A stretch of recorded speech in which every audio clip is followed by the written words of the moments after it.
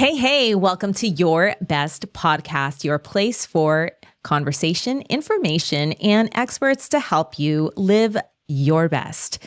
Right now, we're here with Jennifer J. Grove. She is a coach, and she's got a lot of really awesome stuff for us that's going to help us to stop holding everything in. Like, why do I feel clenched when I even say that? So I'm very excited about this conversation. Welcome, Jennifer, to Your Best Podcast. Thank you so much for having me, Teemaree. It's just absolutely wonderful to connect with you. I felt it right from the start. I mean, even on your socials, it's just, I love what you're doing. And I love how you're helping us all just to really just calm down. Just calm down, get centered and get...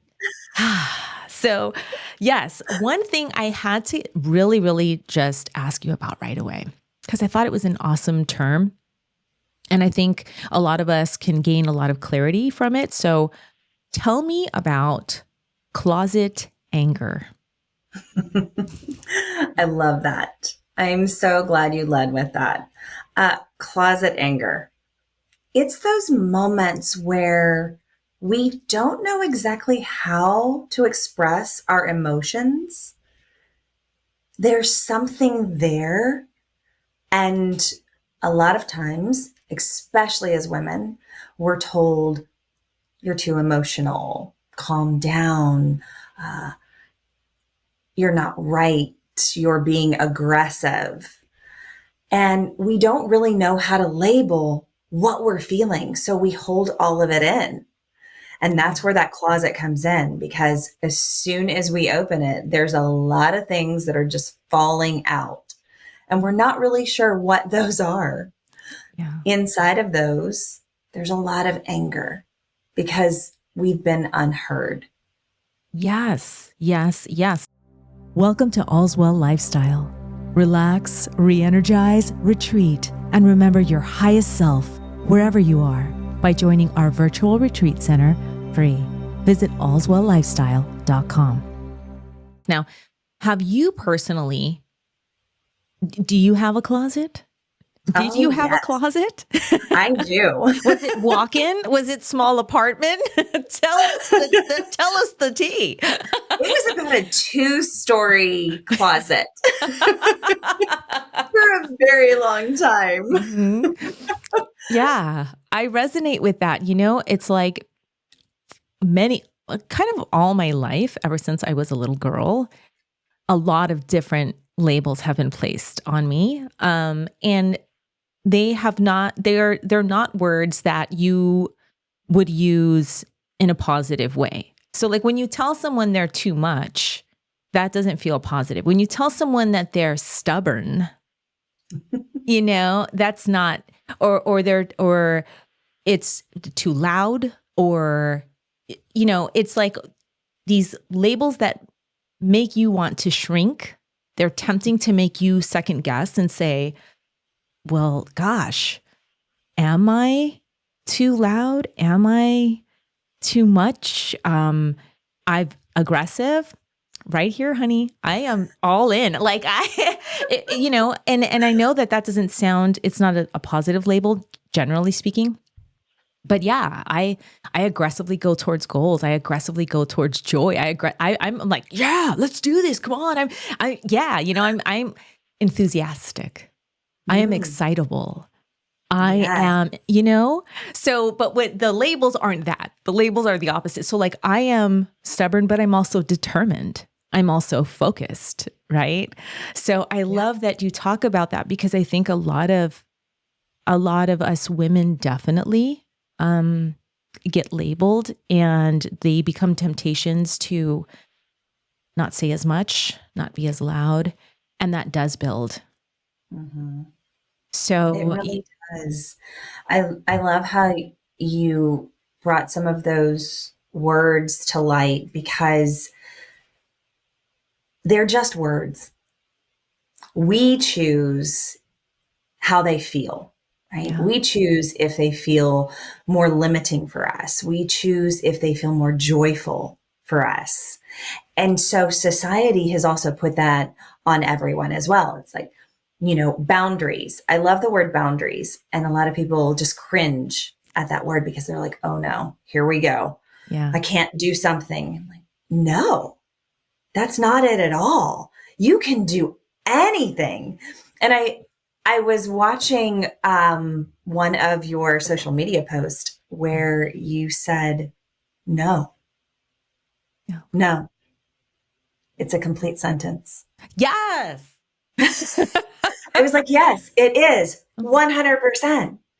When I work with some of my clients, the moment they come to me, talking about boundaries is so hard for them Yeah. because it's so limiting.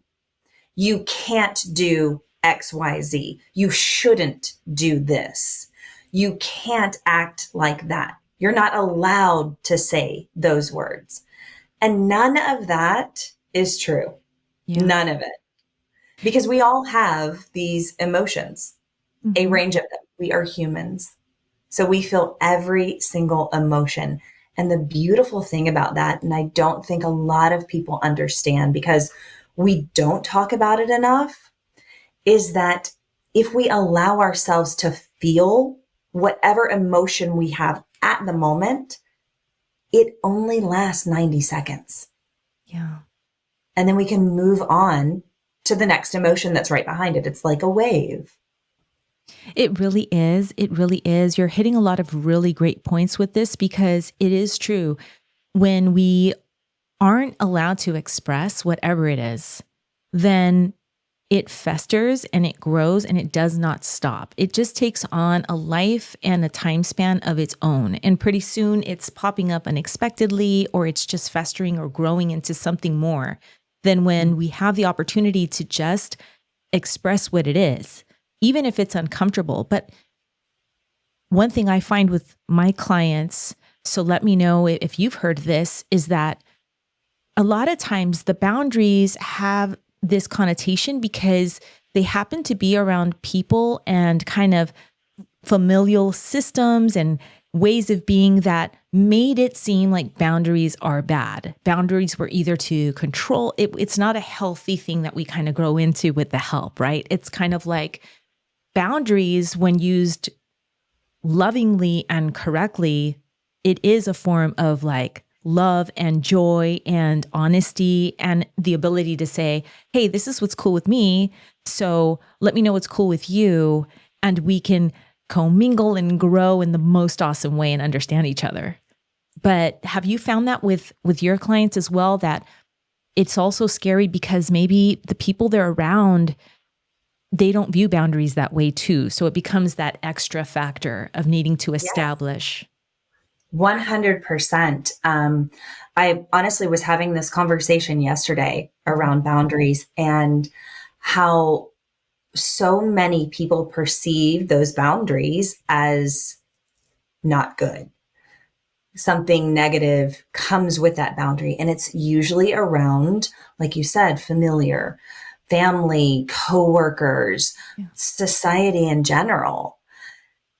But if we can reframe boundaries that not only are they good for us, but we're also allowing whoever we're having a boundary with or whatever we're having a boundary with to receive, they're going to benefit as well. Yeah. And when we start to reframe, I've noticed with the clients I work with, when we reframe that thought process, it makes it easier for the client to set the boundary. Now, we do start small because we don't want to jar the nervous system too much. Mm-hmm.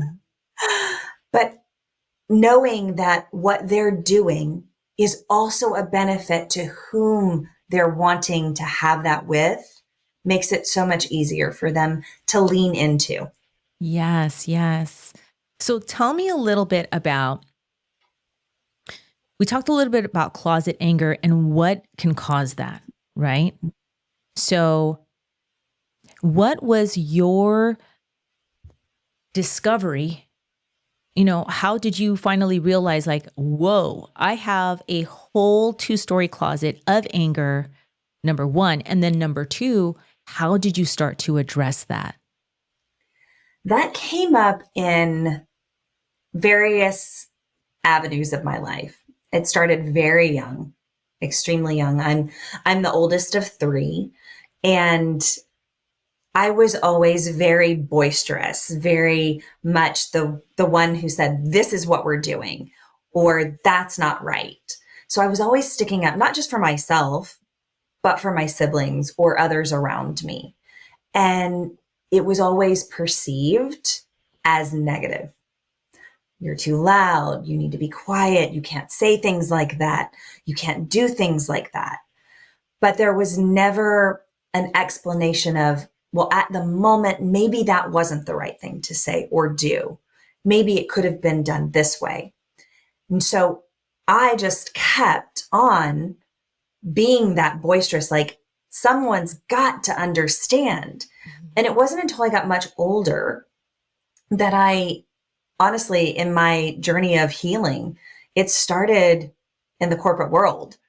I was an accountant for many years, and I was so frustrated and burned out with it that I had a girlfriend ask me one night, let's go to a yoga class at our local gym. Mhm. I was like, I've never heard of this before. What are you talking about?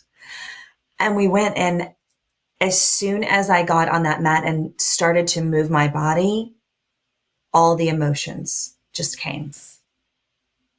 Oh my They gosh. just all started to flush. I laid on that mat and cried and thought, this is amazing. I am feeling all the feels, not just the protection feels that I had, I've got to do this. I have to hustle. I have to say these things. It was, oh my gosh, I'm sad. I'm upset. I'm angry. Oh, that feels good though. I'm really happy. Yes. So I went through all of this and thought, this has to be in my life forever. And going through, I think, that journey of that healing process, at least for me, and I know many yogis that have gone through this, you kind of transform into other modalities that you're going to start to utilize for your healing and for others. So I became a yoga teacher. Mm-hmm. And I thought, okay, I can't do both all the time. Yeah. And I finally leaned in and said, I can't be in the corporate world. It's too uncomfortable. It's too stressful on my nervous system. I need to lean into what helps me to heal. And I did. And I think as a lot of practitioners, especially starting out, you tend to really want to jump in and help people. Mm-hmm. And then you forget about you. And I did. And it were those, the subtle moments. Yeah. And my body one day said, okay, we're done. We're just done. I hit a wall, and it was an extremely pivotal point where I said, okay, I've learned all these modalities. I'm teaching yoga. I'm teaching Pilates. I'm coaching people, but something's not right. My body is shutting down. Mm-hmm. Why? And I attribute it to working with a coach that I had at the time that was working with me on my business, but she was also holistic. So we did a lot of hypnosis, a lot of movement, and a lot of talking. Mm-hmm.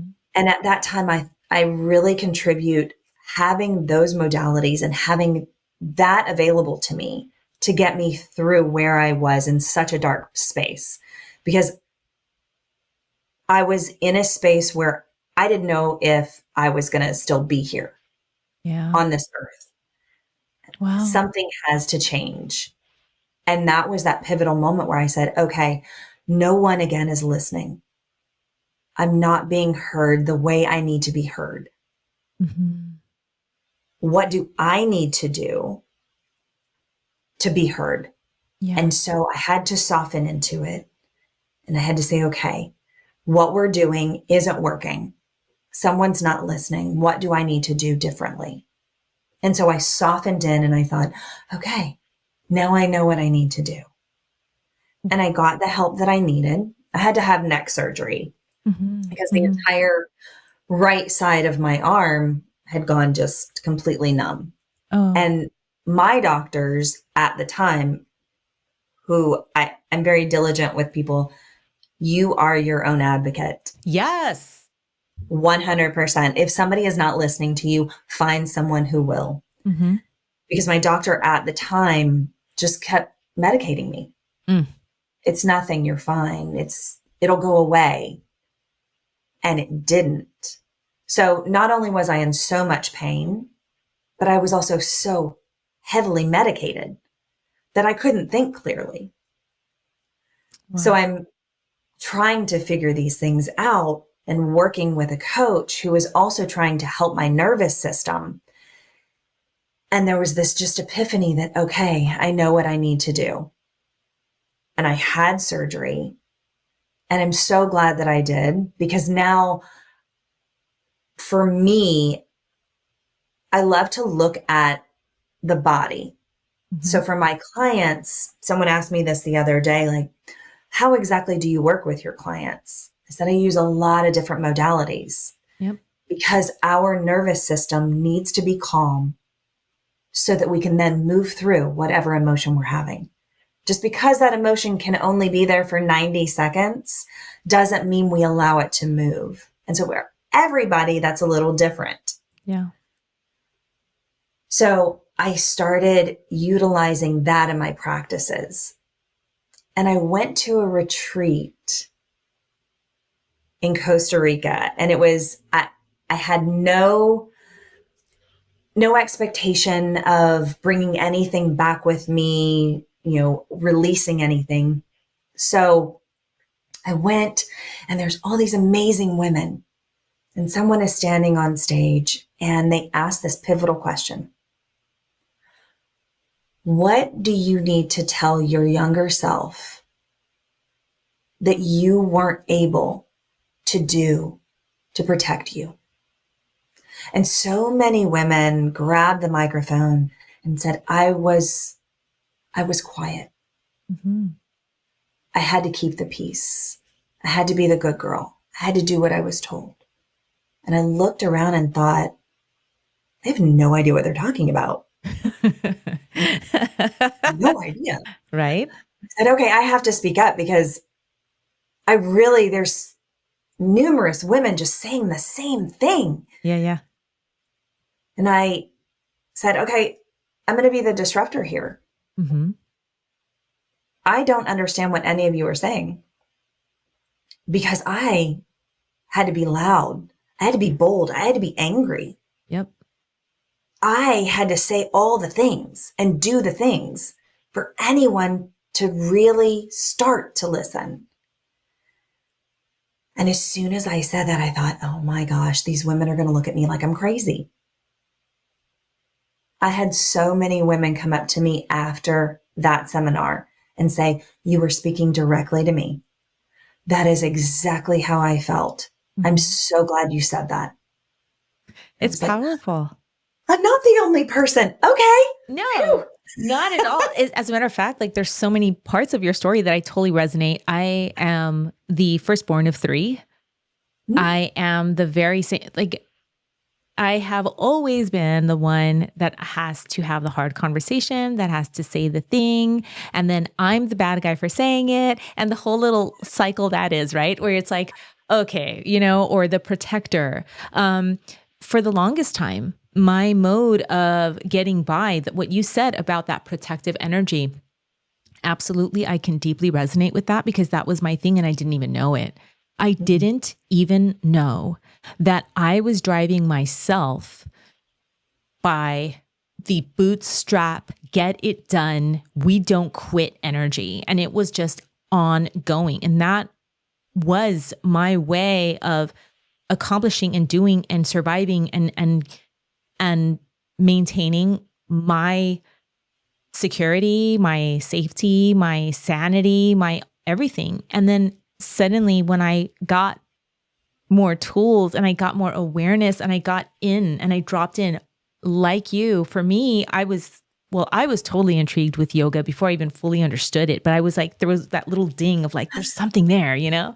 And when I went, and even subsequent different exercise or physical things that I've done, there have been times where it has literally, but yoga did that for me. And I just remember feeling as though I had opened a chasm inside of it was like, and just emotions that I didn't even know were there.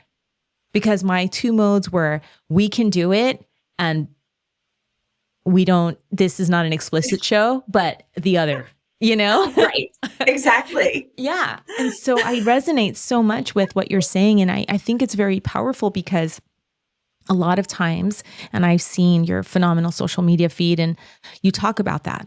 You talk about those of us that always need to be strong. And we always just need to have it together. And unfortunately, we project that energy. And so it's very rare that people are coming to us and checking in. And we are building this, well, I have to get it done, and I do get it done, and I present that everything is good. And so it's the twofold. It's partial what the presentation is, and then partial that people are just so used to, often in the circles, that they're used to you always have it together. So no one's checking on you. No one's, saying like, hey, are you all right? Or offering you extra help. And it's this strange thing that absolutely then builds an anger closet. So we're really cooking with gas here. And this is why, this is how to stop holding everything in, right? We have to allow ourselves to experience different ways of accessing our deepest selves. Mm-hmm. And we have to allow ourselves that opportunity to relieve the pressure valve, let it out, speak it out, feel it out, dance it out. These are ways, but it's like you say something else that's really key, because these things we're talking about, they are active things, even though, of course, your energy is very grounded. I'm not saying you're rah at this stage, but you do say something very important about rest not being a reward. Yes. So tell us about this. We tend to, just like with everything, we put ourselves on the back of our to-do list. So I've got to get X, Y, Z done. I have to feed the kids. I have to do the laundry. I have to go to work. And then maybe next Tuesday, I could rest. But right now I can't. And why is that? Because we've been conditioned that way. We have some sort of trauma inside of our cellular system that says we don't feel safe resting. But what if we were able to flip that script and put rest at the top, so that then we could show up for all of those things that we think we need to show up for, or that we even want to show up for? Yeah. More fully, more joyfully, not resenting that we have to go to work, or that we have to walk the dog, or that we have to help a friend who we wanted to when we said yes, possibly. But now there's just too many things on our list. And now I feel resentful for having to go and do this. Yeah. But what if we showed up for ourselves first? Because when we show up for ourselves first, then we also show other people how they need to show up for us. Oh, that is so true. Go on, please. And then it trickles down, because it allows them to show up for themselves. If a mother of 3 is so worried about getting the kids together first thing in the morning, getting their food, their clothes, doing all the things for them, and then maybe possibly, if she's got a second, go sit in the bathroom and cry because it's a long day. But what if she went there first, got out whatever she was feeling, and then showed up for the kids? She'd show up a little bit brighter, a little less on that low battery. And the children then see how she is treating herself. And so they know how to treat mom. Yes. And then they know how to treat their friends. And then when they grow up, they know how to be treated and how to treat others. It's a trickle effect of what we do. And when we don't actually fully show up for ourselves and allow ourselves what our God-given right is, because if you read the Bible, the seventh day, we He rest. rested.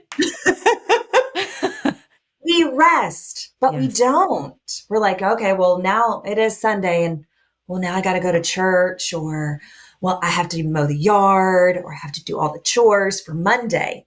No, this is a day of rest. Whatever day you choose, whatever moment you choose Yes. is rest, because you were born to rest and then be productive.